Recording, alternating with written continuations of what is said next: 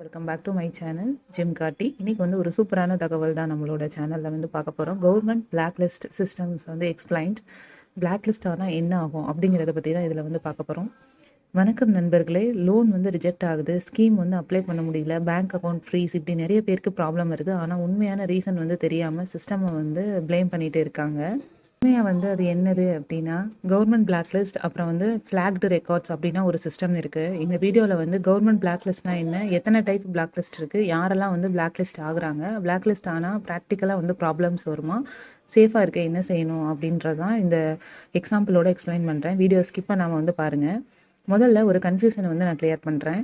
Government black list அப்படின்னா என்னென்னா, ஒரே ஒரு மாஸ்டர் இல்லை, ஒவ்வொரு டிபார்ட்மெண்ட்டுக்கும் அவங்க சிஸ்டமில் நெகட்டிவ் ரெக்கார்ட் ஃப்ளாக் அப்படின்றது வந்து இருக்கும். எக்ஸாம்பிளாக வந்து பார்த்திங்கன்னா, பேங்க்கில் வந்து கிரெடிட் கார்டு, இன்கம் டேக்ஸ் டிபார்ட்மெண்ட்டில் வந்து பேன் ஸ்டேட்டஸ், கவர்மெண்ட் ஸ்கீம்ஸில் வந்து பார்த்திங்கன்னா மிஸ்யூஸ் லிஸ்ட்டு, எக்ஸாம்ஸில் வந்து பார்த்திங்க அப்படின்னா டிபார் லிஸ்ட்டு, கோர்ட்டில் அப்படின்னு பார்த்திங்கன்னா லீகல் ரெக்கார்டு அப்படின்றது இருக்கும். ஒரு டிபார்ட்மெண்ட்டில் வந்து பிளாக் லிஸ்ட் ஆனால் அந்த டிபார்ட்மெண்ட் பெனிஃபிட் மட்டும்தான் வந்து ஸ்டாப் ஆகும்.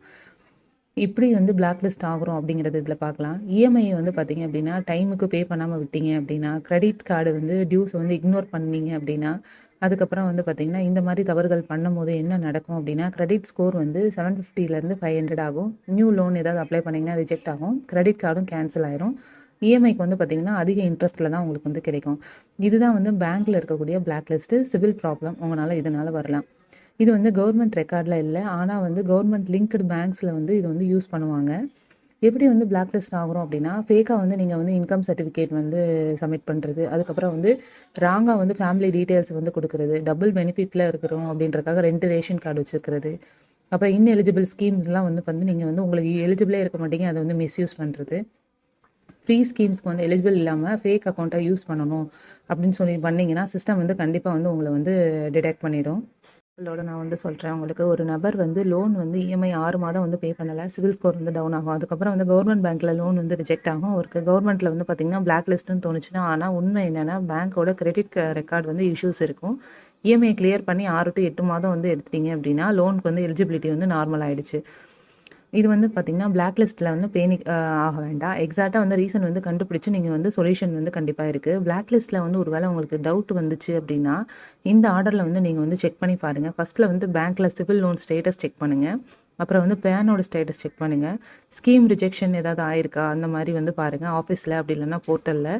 அதுக்கப்புறம் வந்து ஏதாவது நோட்டீஸ் வந்து உங்களுக்கு பெண்டிங்காக இருக்கா அப்படின்னு சொல்லி பாருங்கள். ஒரே நேரத்தில் வந்து எல்லாமே வந்து செக் பண்ணாதீங்க, ஒன் பை ஒன்னாக கிளியராக வந்து நீங்கள் செக் பண்ணீங்க அப்படின்னா தான் கன்ஃபியூஷன் வந்து கிரியும். நீங்கள் பார்த்தீங்க இல்லையா, அது வந்து கவர்மெண்ட் பிளாக் லிஸ்ட் என்ன, யாரெல்லாம் பிளாக் லிஸ்ட் ஆகுறாங்க, பிளாக் லிஸ்ட் ஆனால் லைஃப்பில் வந்து என்ன மாதிரி பிரச்சனைகள் வரும் அப்படிங்கிறத இப்போதுக்கு வந்து பார்த்தீங்க அப்படின்னா ஒரு முக்கியமான விஷயம். பிளாக் லிஸ்ட் அப்படின்னா வந்து லைஃப்பில் வந்து பெர்மனெண்ட் பாதிப்பு வரும் அப்படின்னு நினைக்க வேணாம். ஒவ்வொரு டிபார்ட்மெண்ட்டுக்கும் தனித்தனி சிஸ்டம் இருக்குது. சிறிய தவறு வந்தாலும் அதை வந்து சரி செய்யலாம். ப்ராப்பர் அவேர்னஸ் ப்ளஸ் டாக்குமெண்ட்ஸ் வந்து சரியாக வச்சுருந்தீங்க அப்படின்னா பெரும்பாலான பிரச்சனைகளை வந்து தவிர்க்கலாம். டாக்குமெண்ட்டை வந்து பயன்படுத்தும் போது 100% வந்து சரியாக வச்சுக்கோங்க. EMI, loan, credit card payments வந்து டைமுக்கு வந்து அதாவது ஃபார்ம்ஸ் எல்லாத்தையுமே பூர்த்தி செஞ்சுருங்க. ஸ்கீம்ஸ்க்கு வந்து அப்ளை செய்யும் போது உண்மையான தகவலை மட்டும் கொடுங்க.